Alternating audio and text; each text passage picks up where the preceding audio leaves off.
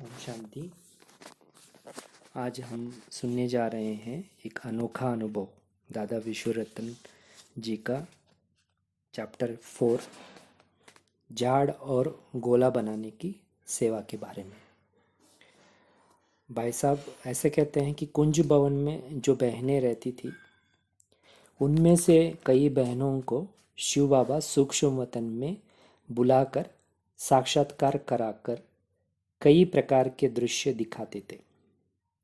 कुछ बहनें तो रोज ही साक्षात्कार में चली जाती थी। एक बार एक बहन को शिव बाबा ने एक दृश्य में सभी ब्रह्मा कुमार और कुमारियों के अव्यक्त नाम बताए।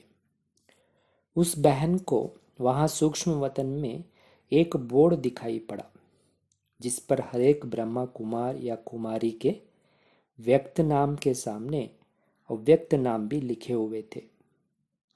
वहां अव्यक्त बाबा ने उस बहन को कहा कि आज से सभी ब्रह्मा कुमार और कुमारियों को इन अव्यक्त नामों से ही बुलाया जाए। फिर तो उस बहन ने अपने हाथ से ऐसा इशारा किया जो सामने बैठी हुई बहनें समझ गई कि ये कॉपी और पेन मांग रही है। तो उस साक्षात्कार वाली बहन के आगे कॉपी और पेन रखी गई। उसने वह कॉपी और पेन उठाकर जो बोर्ड पर नाम लिखे हुए थे वे देखकर कॉपी पर लिखती गई। जब सभी व्यक्त अव्यक्त नाम लिखकर पूरे किए तब वापस इस साकार वतन में आ गई और आकर साकार ब्रह्मा बाबा को सूक्ष्म वतन का समाचार सुनाया और वे नाम भी दिखाए। फिर तो सभी व्यक्त और अव्यक्त नाम लिखकर बोर्ड पर लगाए गए और सभी ने अपने पास नोट करके भी रखे। उस दिन से लेकर सभी को उस अव्यक्त नाम से बुलाया जाता है। मेरा नाम विश्व रतन पड़ा और उस दिन से लेकर मुझे भी उस नाम से ही बुलाया जाता है। हर रोज सवेरे को साकार ब्रह्मा बाबा कुंज भवन बड़ी बहनों के बंगले में आकर मुरली चलाता था। हम सभी भाई बहनें जो अन्य बंगलों में रहते थे वे भी सभी वहां ही जाकर बाबा की मुरली सुनते थे। एक दिन जब बाबा आकर संदली पर मुरली चलाने के लिए बैठे तो बैठते ही कहा कि आज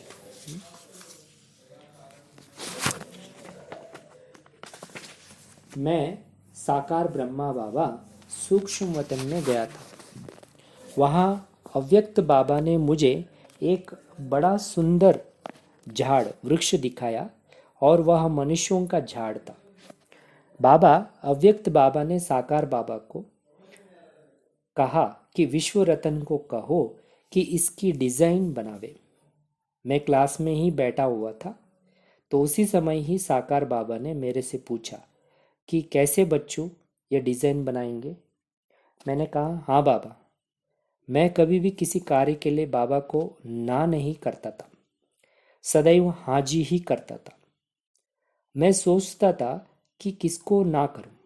जब निश्चय हो गया कि स्वयं परमपिता परमात्मा शिव बाबा इस ब्रह्मा बाबा के तन में आकर सभी डायरेक्शन दे रहे हैं तो फिर वे डायरेक्शन मुझे स्वीकार करना ही है और उनको पूर्ण रूप से अमल में लाना ही है। भले वह कार्य करना मैं जानता ही या नहीं, पहले कब उसका अनुभव है या नहीं, फिर भी मुझे हाजी ही करना है क्योंकि मैं हमेशा समझता था कि बाबा जो कुछ भी डायरेक्शन देता है वह कार्य हुआ ही पड़ा है। ना होने वाला कार्य बाबा कभी कहेगा ही नहीं। ऐसे ही बाबा मेरा टाइम वेस्ट कराएगा ही नहीं। ये कार्य भी बाबा ने जो कहा है वह हुआ ही पड़ा है। बाबा मेरे साथ है। आप ही ये कार्य सफलतापूर्वक मेरे द्वारा कराएगा। मुझे सिर्फ अपनी अंगुली रखनी है। ऐसे सदैव बुद्धि में रहता था जिस कारण सदैव हाँ जी ही करता था।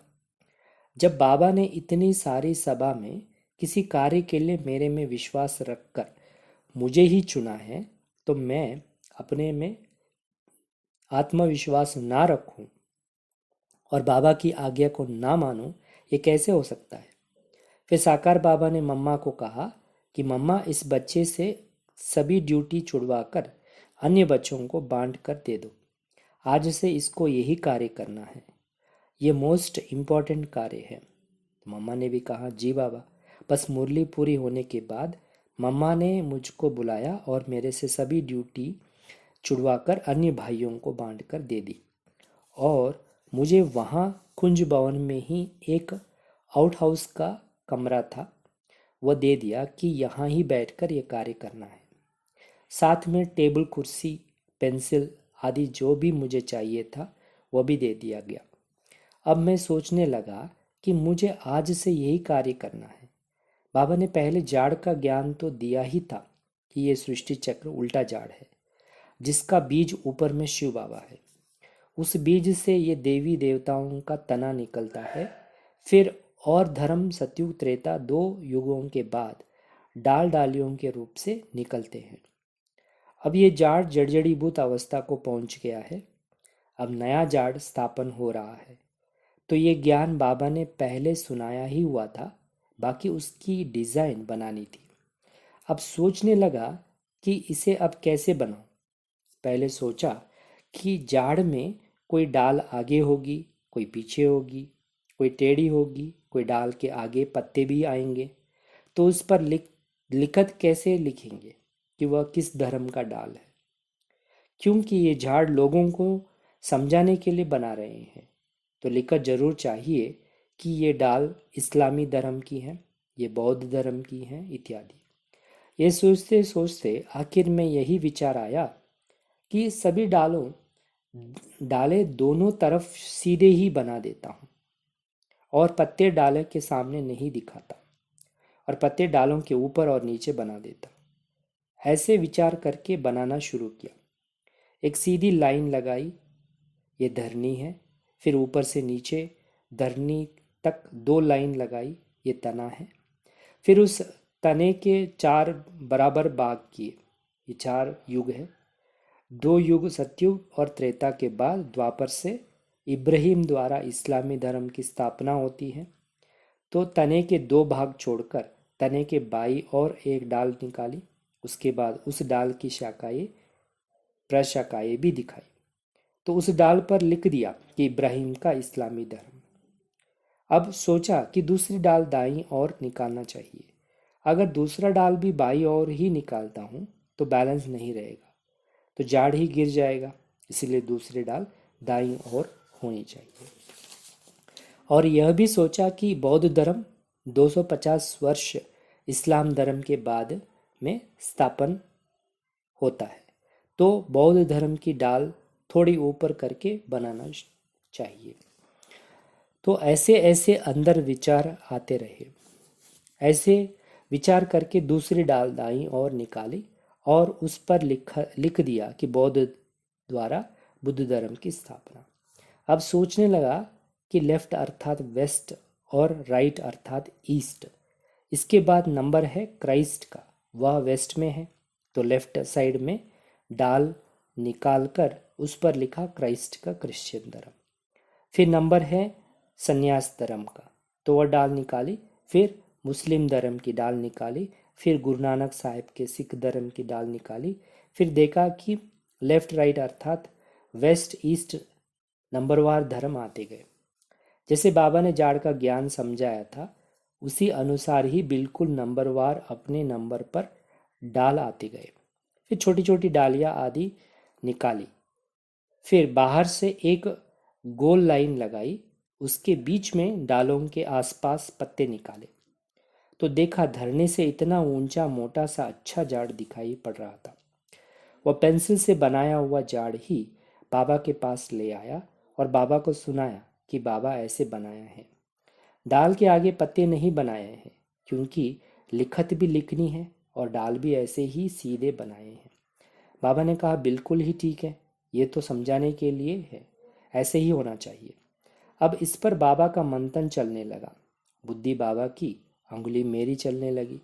फिर तो बाबा जो रोज़ डायरेक्शन देते रहे उसी अनुसार ही मैं बनाता रहा। बाबा ने कहा कि इसमें तुमने 4 युग तो बनाए हैं, लेकिन 5वां युग कहाँ? मैंने कहा, बाबा अभी बना कर ले आता हूँ। फिर जाड़ के नीचे थोड़ी जगह रखकर उसमें जड़ें बना दी हैं कि ये संगम युग है। फिर बाबा के पास ले आया। बाबा ने कहा हाँ ठीक है, अब इस जगह में बाबा ब्रह्मा का चित्र बना दो। मैंने कहा हाँ बाबा, बना कर ले आता हूँ। तो वहाँ तने के नीचे संगम युग के ब्रह्मा बाबा का चित्र बनाकर फिर बाबा के पास लेकर आया। बाबा ने कहा हाँ ठीक है।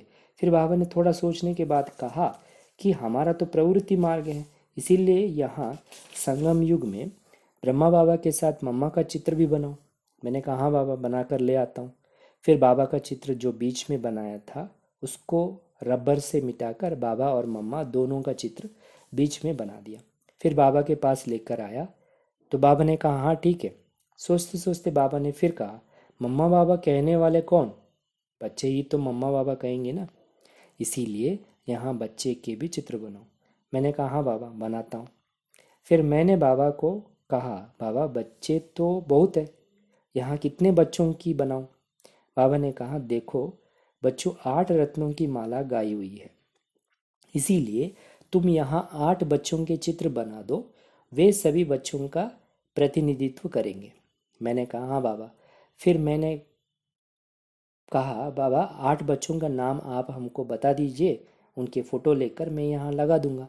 बाबा ने कहा हाँ ये बात तुम्हारी ठीक है, अच्छा आज नहीं कल मैं तुमको बताऊंगा। फिर बाबा ने संतरी दादी को बुलाया। संतरी दादी संदेशी थी, ध्यान में अव्यक्त बाबा के पास जाया करती थी। उसको बाबा ने कहा जाओ बाबा के पास और सुनाओ कि यहाँ ये झाड़ बन रहा है, उसमें 8 बच्चों के चित्र बनाने हैं, तो कौन से बच्चे यहाँ बिठाए, उनके नाम आप बता दीजिए। फिर संतरी बहन अव्यक्त बाबा के पास गई और बाबा से 8 बच्चों के नाम ले आई और साकार बाबा को बताया। दूसरे दिन बाबा ने मुझे वे 8 नाम दिए। वे थे दीदी मनमोहिनी, दादी प्रकाशमणि, दादी ब्रजिंद्रा, दादी ध्यानी, दादी शांतामणि, दादी ब्रजशांता, भाऊ विश्व किशोर और भाऊ विश्वरतन। तो मैंने फिर क्या किया कि जो 3 दादियाँ और एक भाई के फ़ोटो भाई की तरफ और दाई की तरफ, और 3 दादियाँ और एक भाई के फ़ोटो बाई की तरफ वहाँ संगम पर लगा दिए। ऐसे 8 बच्चों के फ़ोटो वहाँ लगा दिए। ऐसे रोज़ रोज़ बाबा नई नई बातें बताता रहा। बाबा की बुद्धि चलती रही और मेरी बुद्धि को भी टच करता रहा और मेरी अंगुली में शक्ति बढ़ता रहा। ज्ञान में आने से पहले ये आर्ट का काम मैंने कभी किया ही नहीं था। ब्रश भी कभी अपने हाथ में नहीं उठाया था। एक गांव का छोरा था, लेकिन करण करावनार बाप हर बच्चे की जन्म पत्री को जानते हुए मुझ आत्मा द्वारा ये आर्ट का कार्य करा रहा था। शक्ति भी बढ़ता रहता था, जिससे इस कार्य में सफलता मिलती रही। फिर बाबा ने कहा मम्मा बाबा के पीछे से कंबाइंड स्वरूप चतुर्भुज का चित्र बनाओ। मैं वह चतुर्भुज का चित्र बनाकर ले आया। फिर बाबा ने कहा नया झाड़ जैसे उत्पन्न होता है तो फिर पहले 2 पत्ते निकलते हैं, ऐसे यहाँ चतुर्भुज के 2 पत्ते अर्थात राधे कृष्ण निकलते हैं।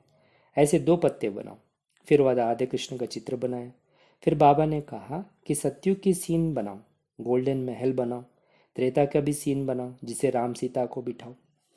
तो वह सत्युग त्रेता की सीन भी बनाई। फिर बाबा ने कहा द्वापर से भक्ति मार्ग शुरू होता है, तो भक्ति मार्ग के चित्र बनाओ।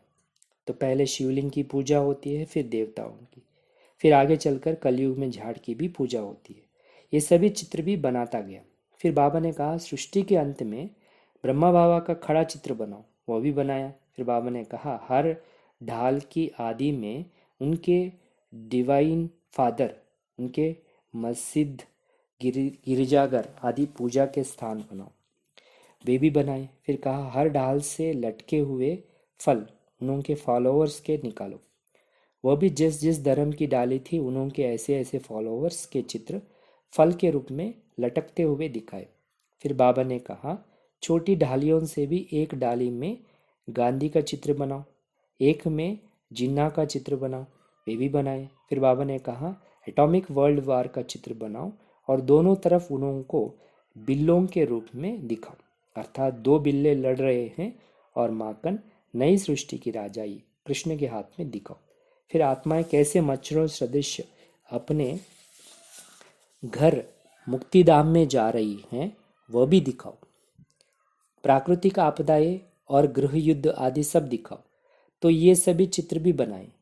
वर्ल्ड वार में बिल्लों के रूप में एक तरफ रशिया का चित्र बनाया और दूसरी तरफ स्टालिन का चित्र बनाया था, क्योंकि उन दिनों में एक दूसरे के सामने यही थे।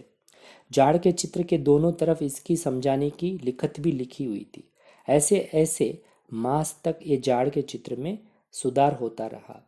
प्यारे बाबा मुझको डायरेक्शन देते रहे और मैं उस अनुसार जाड़ का चित्र बनाता गया।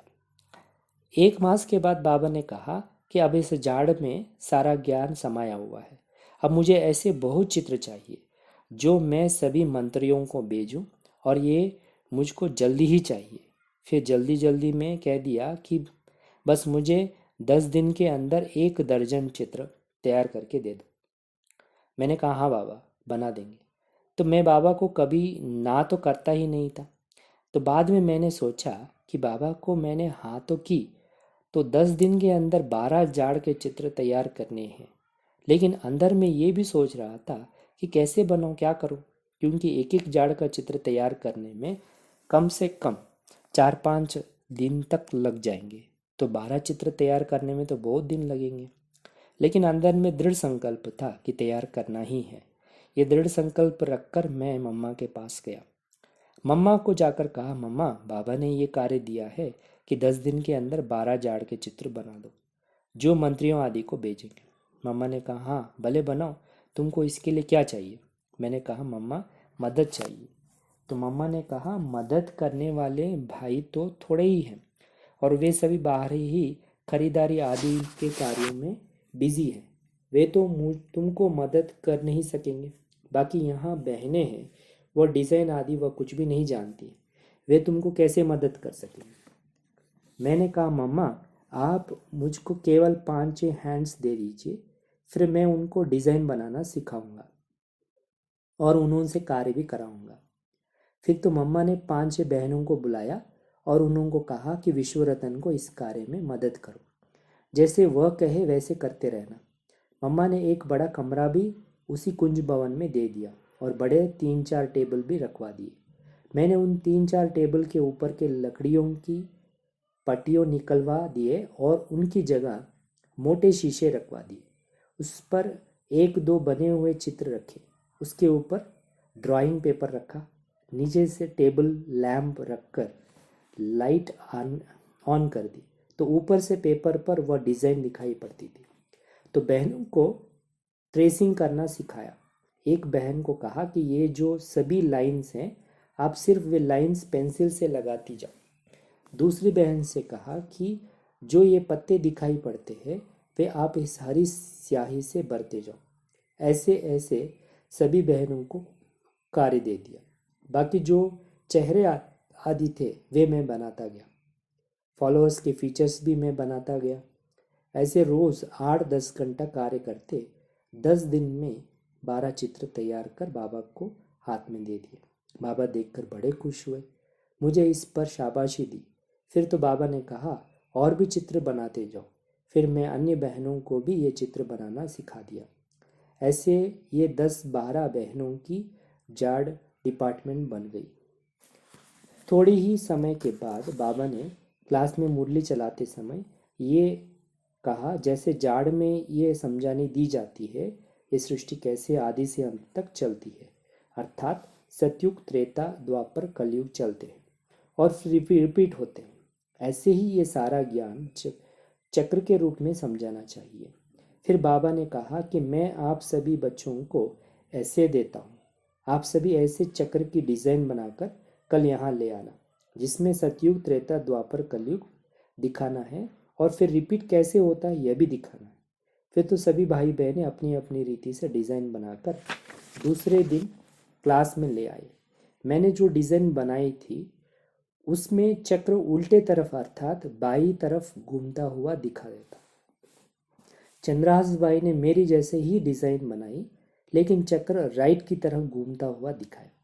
तो बाबा ने सभी की डिज़ाइन देखी और कहा कि 2 डिज़ाइन ठीक बनी हुई हैं, एक चंद्रहास बच्चे की और दूसरी विश्वरतन बच्चे की, लेकिन विश्वरतन की डिज़ाइन में चक्र उल्टा चल रहा है, इसीलिए वह डिज़ाइन ठीक नहीं है। बाकी चंद्रहास की डिज़ाइन भी ठीक है और चक्र भी उल्टा चलता हुआ दिखाया है, इसीलिए चंद्रहास पास हो गए।